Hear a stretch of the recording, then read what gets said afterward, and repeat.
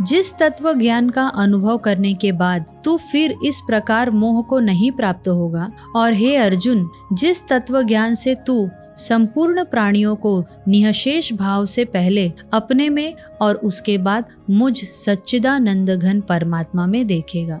जैसे पृथ्वी पर दिन के बाद रात होती है, रात के बाद दिन होता है, परंतु सूर्य में रात आती ही नहीं। वहाँ नित्य निरंतर दिन से भी विलक्षण प्रकाश रहता है। ऐसे ही तत्व ज्ञान रूप सूर्य में मोह रूप अंधकार का प्रवेश कभी हुआ ही नहीं, है ही नहीं और होगा ही नहीं, हो सकता ही नहीं।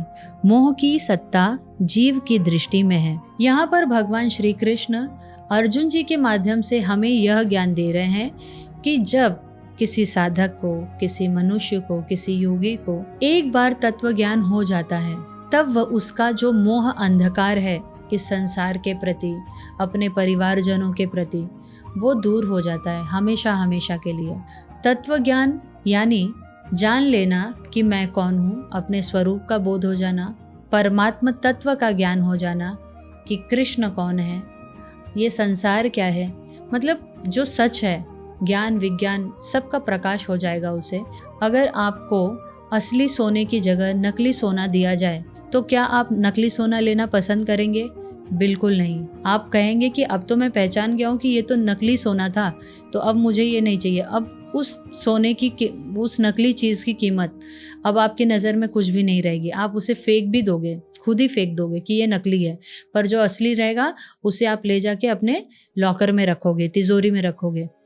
ठीक वैसे ही जब किसी साधक को, किसी उपासक को, महापुरुष को तत्व ज्ञान होता है, भगवान का इस संसार का सत्य जब वो जान जाता है, तो वह इस संसार की मोह माया से दूर हो जाता है, ऊपर उठ जाता है।